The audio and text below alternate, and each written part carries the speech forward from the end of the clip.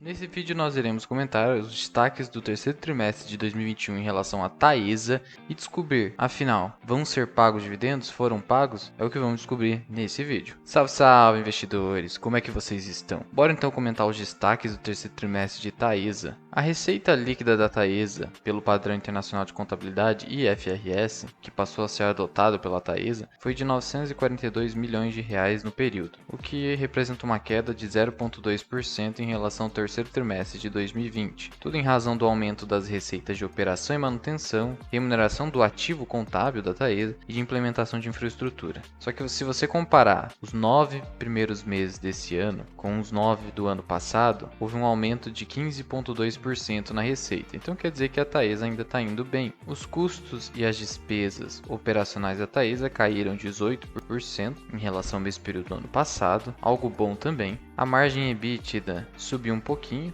uma variação de 12,8% se você comparar os 9 primeiros meses desse ano em relação ao ano passado, e um aumento ali de 5% em relação ao terceiro TRI de 2020 para o terceiro TRI de 2021. Margem EBITDA aí na casa dos 75%. A Taesa tem uma ótima margem EBITDA. Cabe ressaltar que houve uma redução de 18,9% do imposto de renda e da contribuição social para a Taesa, algo que teve como contribuição a redução do JCP pagos no terceiro TRI de 2021, provocando maior aproveitamento dos incentivos fiscais para a Taesa. Então, o não pagamento dos dividendos até então foi estratégico. Apesar de não agradar muito o pequeno acionista como nós no curto prazo, mas precisamos olhar com olhos mais de longo prazo para a companhia. Já o lucro líquido IFRS totalizou 536 milhões de reais. Foi 18,3% a menos que no mesmo período do ano passado. Só que se você pegar os primeiros 9 meses de 2021, esse lucro líquido somou 1,7 bi, representando 18,4% a mais na mesma comparação com o período de 2020. Então esse gráfico representa muito bem. Se você analisar apenas o terceiro TRI, você verifica que houve uma queda ali até relevante. Só que se você olhar para um período superior, ainda a Taesa está subindo. Está ao menos subindo mais que a inflação no que se refere aos seus lucros. E aqui eu estou falando do IPCA, que é a inflação oficial. Não estou falando do IGPM, que é muito mais que 20%. Ok, Luan, em relação aos dividendos, o que vai acontecer? Só recapitulando, a Taesa no dia 27 de maio desse ano pagou um total de 1 bi divididos da seguinte forma a título de proventos: 561 milhões de reais. Isso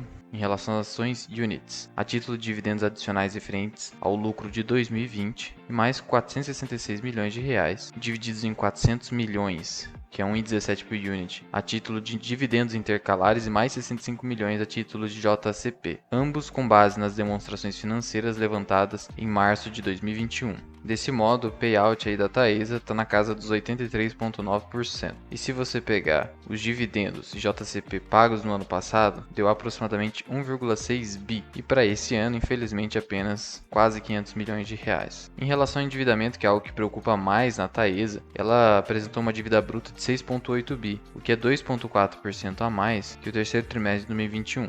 E o caixa dela é de quase 1 bilhão de reais, representando um aumento de 34%, muito pelo aumento da taxa Selic, que está remunerando mais o caixa das empresas. A dívida líquida, então, chega a quase 6 bilhões de reais, o que é 1,5% a menos que o segundo trimestre de 2021. A Taesa explica que o aumento de 2,4% na dívida bruta se deve aos juros que foram incorridos no trimestre, muito atrelados ao IPCA de 3,2%, é difícil, hein? E um CDI de 1,21%. O indicador, então, dívida líquida sobre EBITDA da Taesa chega aí na casa dos 4,3 vezes. É algo que é até bastante alto, se você for pensar, só que nada que ainda faça você vender as ações da Taesa, não vá se desesperar. Afinal, ela andou aí emitindo vários debêntures, mas com o propósito de proceder a investimentos que vão aumentar a sua RAP. Em relação a investimentos, a Taesa até o presente momento investiu 818 milhões de reais, que é um pouco menos que os 1,1 bi investidos nesse período do ano passado.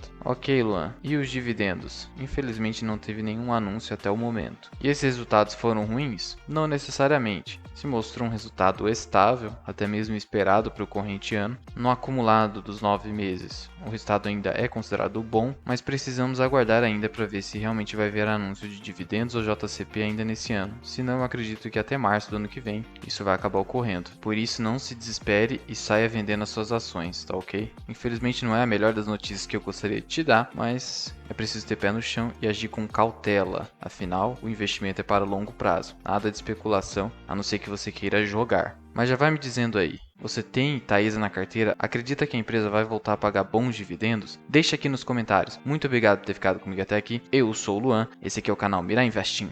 Até o próximo vídeo. Fui!